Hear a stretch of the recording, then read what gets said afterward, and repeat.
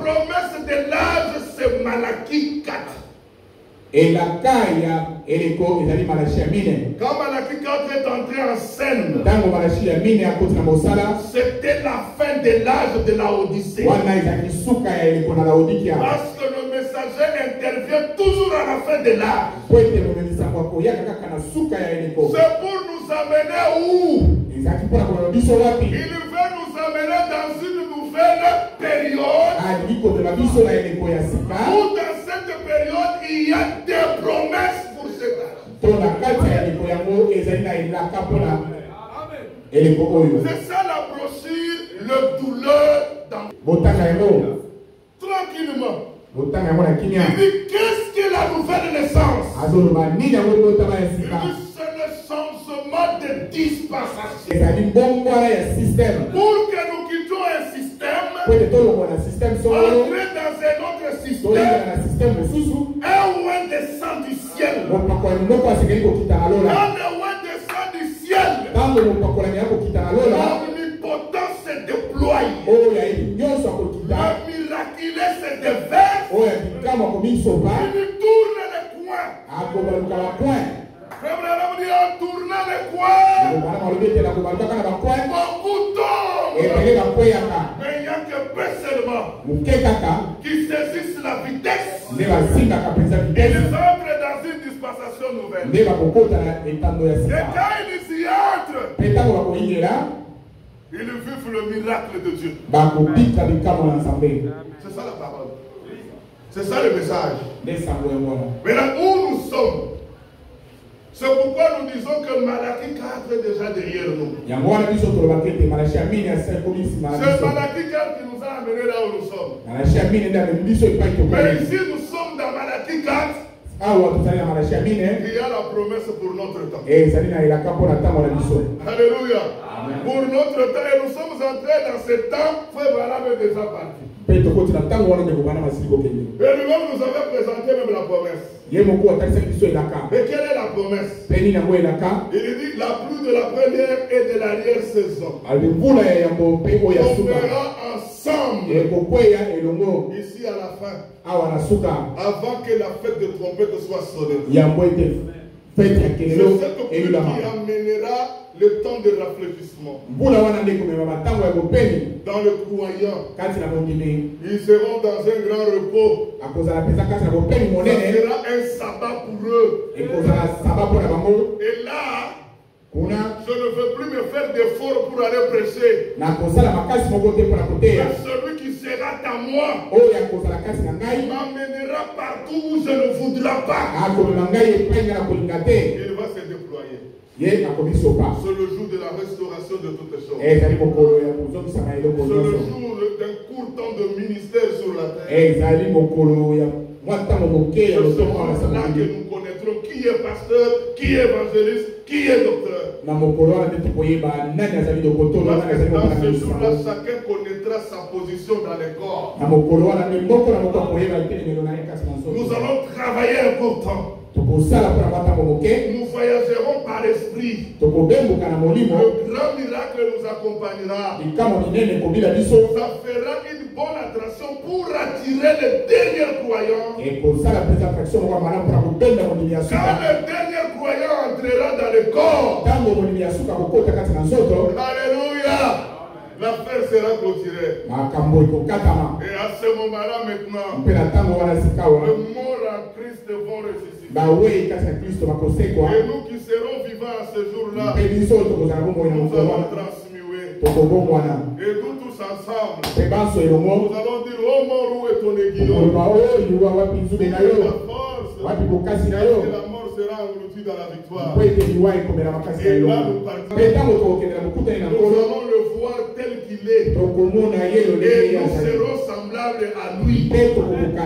Cet événement-là, la transmutation, c'est la résurrection de croyants, de cellules. C'est ça la manifestation de Fils de Dieu. C'est ça la révélation de Fils de Dieu. Que les arbres, les herbes, les animaux, toute la terre, dans Romains 8, 9, dit qu'ils sont en train de gémir. En train d'attendre la manifestation des enfants. Amen. Mais quand vous avez cette promesse en vous, vous êtes porteur de la semence de Dieu. Amen. Qui est porteur de la semence de Dieu? Qui est porteur de la semence de Dieu? Ah, c'est là l'écriture dit, vous êtes de Dieu. Salut mon frère, dis-tu que moi je suis Dieu. Parce que la promesse divine est à moi. Alléluia. Quand on était Dieu, cependant il est mort comme tout homme. Mais il était porteur de la semence. Il était porteur de la promesse de Dieu. Il connaissait que Malachie 4 est derrière nous. Il connaissait qu'aujourd'hui, il attendait la puissance qui viendrait du ciel. Il attendait le sabbat. Parce que le temps de rafraîchissement doit venir. Amen. Il attendait ces jours-là. Mais il n'était pas dur. Il est tombé. Il a salué de loin. Il dit, Seigneur, même ces 4 batailles, nous allons les voir. Nous allons l'embrasser. Ce Seigneur charnel. Amen. Non, rien à voir. Regardez la promesse de Dieu. Nous tous ici, nous nous efforçons pour être purs. Nous nous efforçons pour être parfaits. Mais nous n'arrivons pas. Parce que nous sommes dans cette sphère. Mais l'Écriture dit, quand le parfait viendra, le superflu va disparaître. Nous allons le voir tel qu'il est. Et nous serons semblables à lui. Et nous partirons au ciel. Mon frère, dans cette scène, je pleure. Dans l'esprit, jamais le dit les frères, il n'aura pas payé son loyer, il n'aura pas payé la régie des eaux, la chaîne ne le tourmentera pas, il est parti se reposer, il va attendre Thessaloniciens 4. À un signal donné, dans la voix de l'archange, au son de la trompette, le mort à Christ ressuscitera. Mais le mort à Christ, c'est chaque fait. Chaque seul qui est mort pour la parole de la promesse. Il est mort portant la semence de Dieu. Sommes de Dieu. Amen. Mais nous mourrons comme des hommes. Je peux appuyer ça avec l'homme de Dieu. Réveille lettre 27. C'est pourquoi il faut beaucoup lire. Nous lisons dans le psaume 82. Les versets 6 et 7. J'avais dit, vous êtes de Dieu. Vous êtes tous les fils du Très-Haut. Par la nouvelle naissance. Cependant, vous mourrez comme des hommes. C'est lui qui lit ces passages de la Bible avec son intelligence ne pourra pas comprendre. Alléluia. Mais pour la comprendre, il faut la nouvelle naissance. D'une part ici, les prophètes sont appelés de Dieu et fils du Très-Haut. Il est récrié. Cependant, vous mourrez comme des hommes. Le prophète était des hommes nés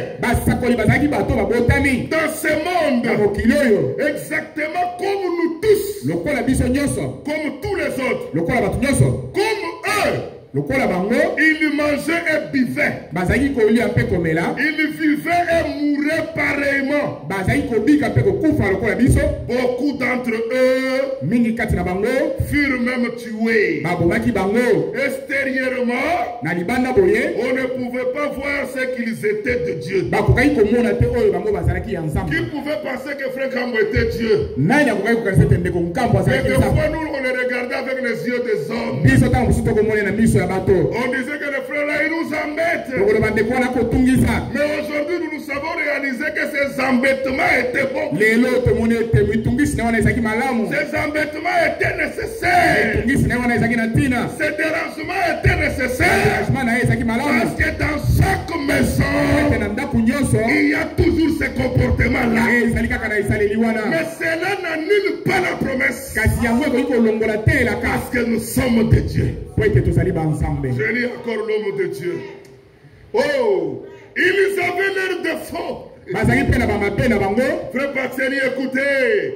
Ils avaient l'air de faux. Et souvent on les racontait partout. On les rencontrait et on les considérait avec mépris.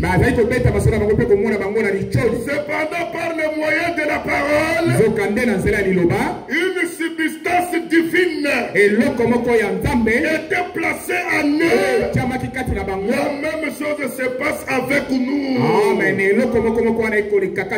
Qui avons reçu la parole de Dieu. Amen. La promesse de Dieu. Notre âme a reçu une participation à la nature divine. Amen. Et cette participation est en communion avec Dieu. Le prophète n'était pas des idoles mortes, mais bien de Dieu vivant. Amen. Parce qu'ils étaient en eux le porteur de la parole vivante de Dieu.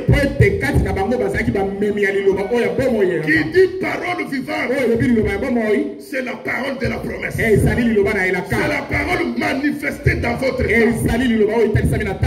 C'est la parole qui donne la vraie foi. Quand je dis la vraie foi, c'est Frère Branham qui a expliqué ça. Il dit la foi est une révélation. Et dans le deuxième exode, il dit, le verset 17, 18, il dit la foi, c'est quand Dieu vous révèle ce qu'il fait maintenant, ce qu'il a promis. S'il vous révèle ça, il vous a révélé le jeu, le pronom personnel. C'est tel que je suis ici, je suis Dieu. Mais Dieu minuscule.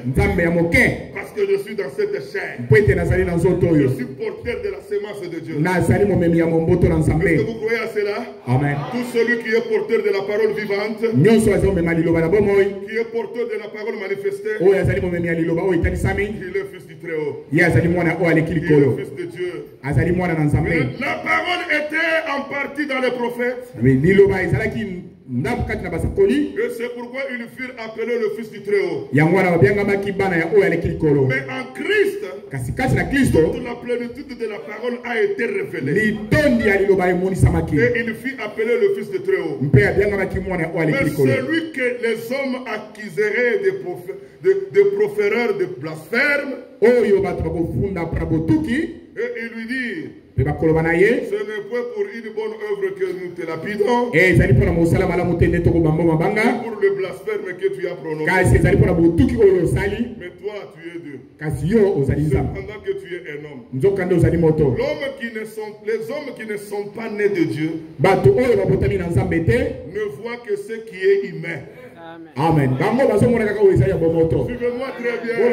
Les gens qui ne sont pas nés de nouveau, ils regardent toujours ce qui est humain. Ils regardent le frère Bondola. Oh, frère, on doit faire ceci. Frère, on doit faire cela. C'est parce que vous avez les yeux humains. Mais regardez avec les yeux célestes. À l'intérieur de son corps, dans son âme, est-ce qu'il a la sémence divine? momboto ya nzambe. S'il a la sémence divine, Soka za momboto ya nzambe. il est de Dieu. Azali ya nzambe. Il dit les hommes qui ne sont pas nés de Dieu Bato o babotami na nzambe ne te. voient que ce qui est humain. Ba kotala kaka o ezali ya Par moto. contre, Kutu tous ceux qui sont nés de Dieu ba o nyonso babotami na nzambe. regardent au-delà du voile humain. Ba kotala na ngambo ya limono ya bato. Ils voient ce qui vient de Dieu. Ba komona o ezoluta na nzambe. À propos des nations païennes, Na kotalela kaka maboto ya qui bapagano. allaient venir à la foi. Esengeli koya na kondima. Que Dieu bénisse sa parole. Nzambe apambola liloba na Vous ye. êtes venus la lettre 27, Akanda kotambola numéro 27. page 3. Allez le lire calmement. Vous allez voir vous-même ce que Dieu est. C'est un mystère. Botanga ngo penza kimia nyonso bokomona maizamba. Nous sommes de Dieu. Biso tozali ba nzambe. Nous, mais nous mourons comme des hommes. Kasi to kokufa lokola bato. C'est pourquoi nous nous sommes dit que cette semaine, nous allons observer nous tous le deuil. Yango na tubi poso yo biso banso tokotala peza matanga. Le mercredi, nous sommes ici. Mokolo misa tokozala awa. Nous allons encore nous donner des témoignages. Tokopesa na lisusu matatoli. Nous allons chanter. Tokoyemba. Nous allons louer le Seigneur tokomisa nkolo. pour la traversée de notre frère. Pona kokatisa ya ndeko na Le biso. vendredi, Mokolo mitano. nous y serons nous tous la nuit. Banso tokozala awa. Toute la nuit. Butu mobimba tokozala awa.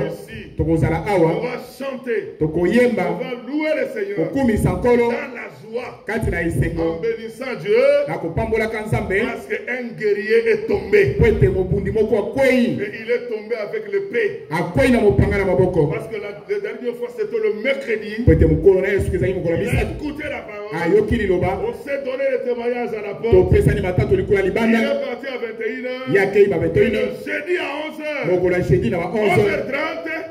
Il nous dit au revoir. Ndeko apesi biso bai. Il traverse de l'autre côté. Akatisa ngambo mosusu. Ah, il a trouvé frère Daniel. Akutani na ndeko Daniel. Il a embrassé précieux frère. Ayambani alobi ndeko na ngai ya Mais malamu. le mal en est qu'ils ne vont plus se souvenir encore d'ici. Mabe ezali ete bakozala susu na mabanzo ya awa te. L'essentiel, c'est seulement une joie qui va l'emporter Esengo ekozala kaka bokutani wana. jusqu'à la transmutation. Tikino na mbongwana ya nzoto. Que le Seigneur vous bénisse. Kolo apambola Ça, bino. c'est la deuxième partie. Wana eteni ya mibale. Et pour terminer, Pona kosilisa. prenons Genèse chapitre 24.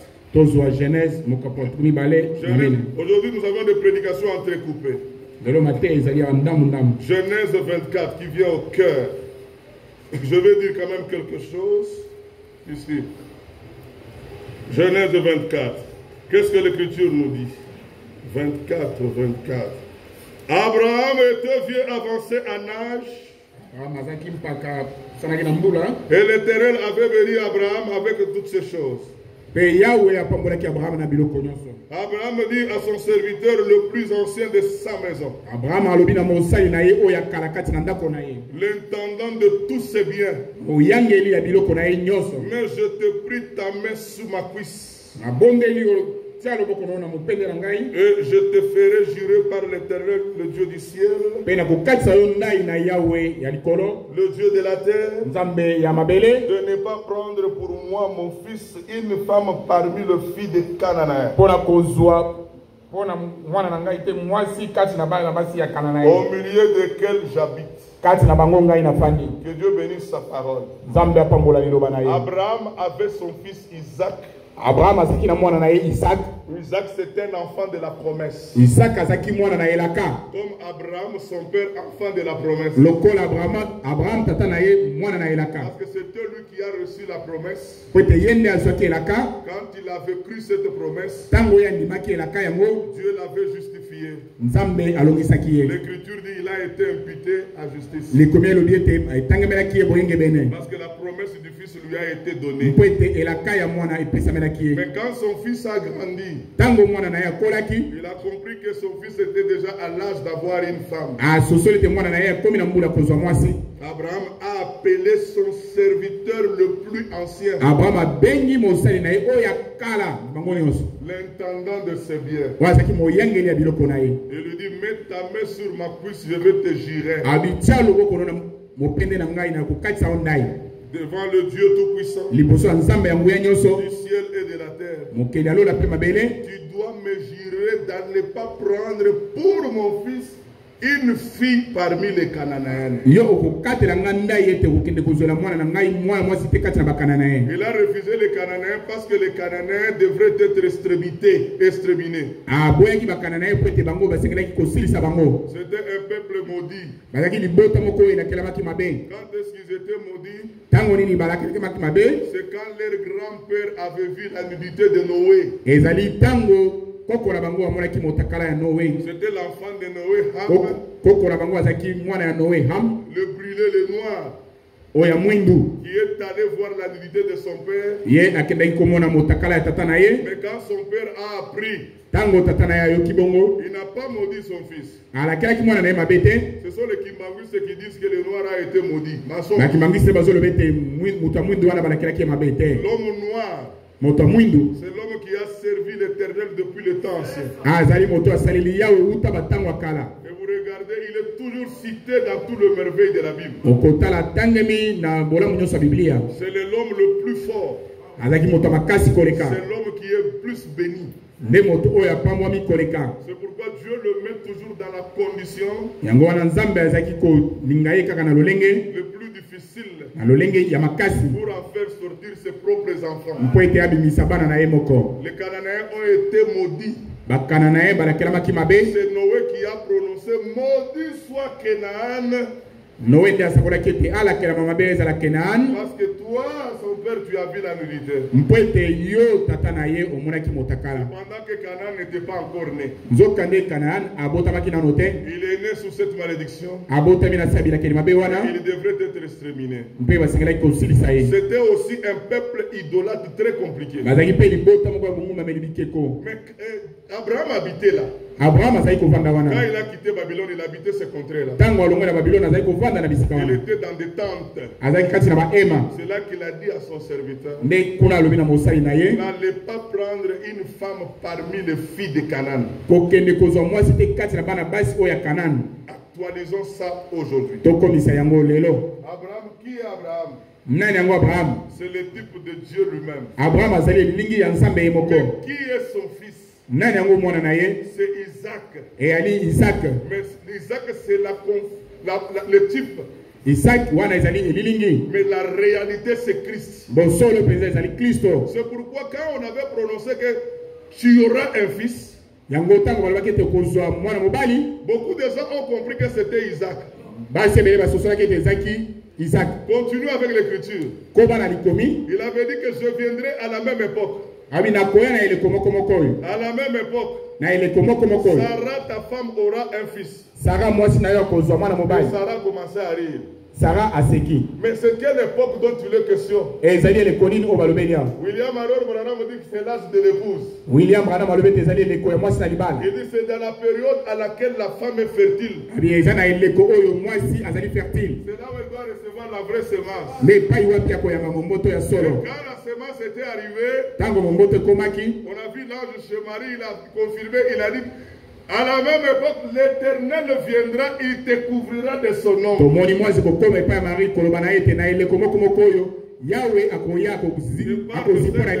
y aura le fils. C'est beaucoup là-bas, mais allons en bref. C'est pourquoi la quatrième femme d'Abraham, c'était Marie. Est-ce que vous croyez? Est-ce que vous croyez? Il y a le frère David m'a écrit, le frère qui nous installait les histoires dans l'ordinateur là. Il a dit qu'il a quitté 18e rue. Parce que frère Oudi, excusez-moi, a épousé une deuxième femme. C'est le Saint-Esprit. C'est Eliezer. Mais le Saint-Esprit travaille toujours dans l'homme. C'est pourquoi Eliezer est allé. Il avait juré, Seigneur, je ne prendrai pas en dehors. Eliezer a fait un grand voyage de Uvira à Kinshasa. Et quand il arrive à Kinshasa, il doit se rappeler du serment. On m'a juré que je ne prendrai pas parmi les filles cananéennes. Allez dans la famille de mon père. Kende na libota ya tata na ngai. C'est l'écriture. Yali likomi. Allez à la famille de mon père. Kende na libota na ngai. Allez au sein de mon peuple. Kende kati na libota na ngai. Le serviteur lui répondit. Mosali ayanoli ye. Peut-être la femme ne voudra pas me suivre dans ce pays-ci. Tango mususu mwasi wana kolinga kolanda ngai te na mboka oyo. Devrais-je ramener ton fils? Sengeli komema mwana na yo. D'où tu es pour l'amener là-bas? Abraham lui dit, garde-toi d'y mener mon fils. Abraham alobi keba na komema mwana na ngai. Le serviteur mit sa main sous la cuisse. 9.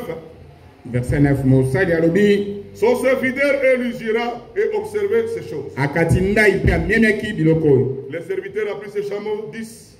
Mosali azwi ba chameau zomi. Il a pris toutes ces histoires. Azwi biloko nyonso wana. Il s'est engagé dans le chemin. Akoti na nzela. Suivez frère Chambou. Le serviteur arrive à l'endroit. Mosali akomi na isika ngo. Il a dit que l'histoire devient très compliquée. Abi awa likambo ngo ekomi mobulu. Mon maître m'a dit de ne pas amener une fille Cana. Komo na ngai alobi na mema mwana mwasi ya Canaan te. Maintenant, comment est-ce que je saurais? Comment est-ce que je connaîtrais? Est-ce que je vais aller de maison à maison pour poser la question? Il a dit non. Il savait que c'est le matin. Dans la fraîcheur du matin, que le vierge vient au puits. Il est allé au puits s'asseoir. Il n'était pas allé se mettre sous la purification de la route, non. Il n'était pas allé dans les terrasses, non. Il n'était pas allé même au stade, non. Mais il est allé au puits. Il a fait la prière. Seigneur, celle qui viendra, que je demanderai de l'eau, elle sera prompte à me servir et à servir aussi mes chameaux. C'est celui-là. Frère Branham dit la bête est une puissance. Suivez-moi très bien. Le chameau est une puissance. Et la puissance de Dieu, c'est le Saint-Esprit. La prière que le serviteur a demandé, il a dit, moi je ne viens pas choisir la femme dans le Facebook. Je ne viendrai pas choisir dans le WhatsApp. Parce que le Facebook, moi tel que je suis ici, on peut marquer une couleur, je deviens plus blanc que ça. Aujourd'hui, si vous choisissez dans le Facebook, c'est votre problème. Ça vous regarde vous-même avec le Seigneur. Mais je veux vous dire une chose. Qu'est-ce que ce serviteur a demandé, ma soeur Coco? Elle a dit, celle qui me donnera de l'eau à moi et à mes chameaux. Rebecca, elle était la vraie adorateur. En esprit et en vérité. L'esprit, c'est le chameau. C'est la puissance de Dieu. L'animal est une puissance. Là où le serviteur montait, elle est venue avec sa criche. Elle a dit, regarde l'adoration. Nous buvons de cette eau qui sort dans la source que notre Père a puisée. Et cette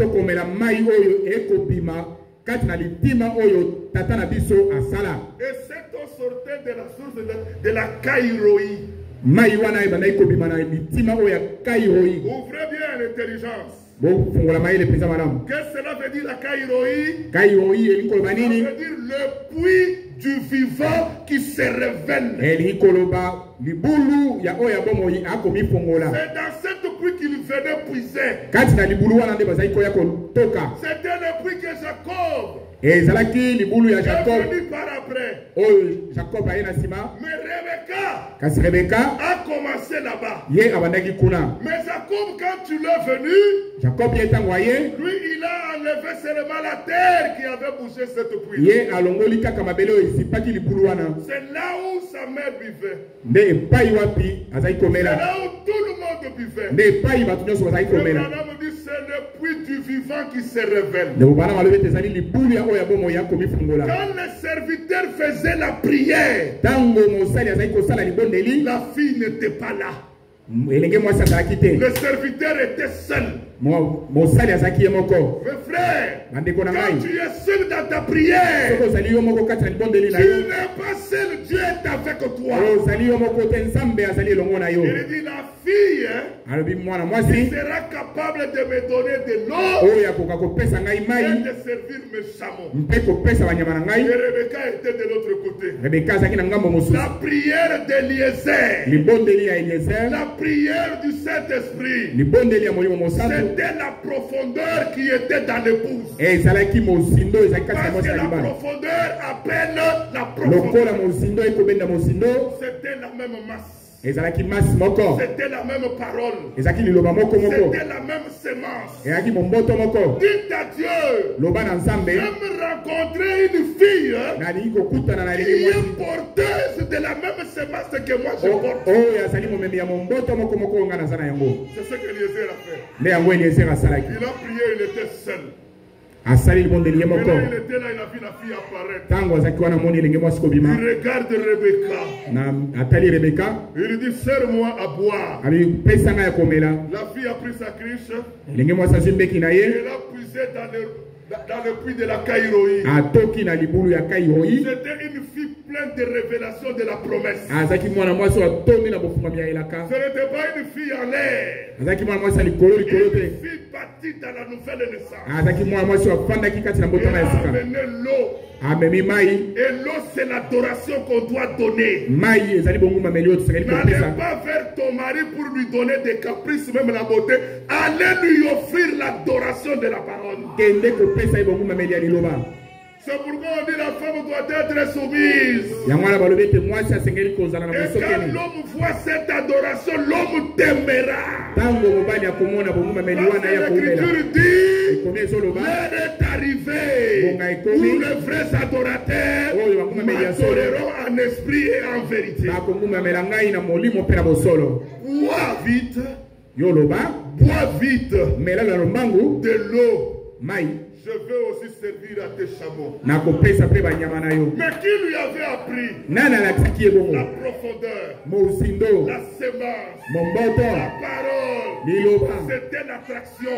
ezalaki kopendana. L'homme ne savait pas continuer à boire. Ayebaki te kokoba Il a komela. regardé, c'est merveilleux ça. Abi oyo ezali mpenza J'ai malamu. trouvé une femme qui a la même profondeur que moi. kozwa mwasi oyo aza na mosindo moko lokola ngai. Mais vous perdez le temps dans le Facebook.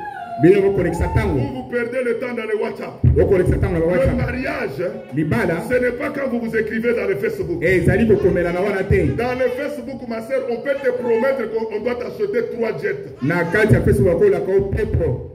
Moi aussi, j'avais promis.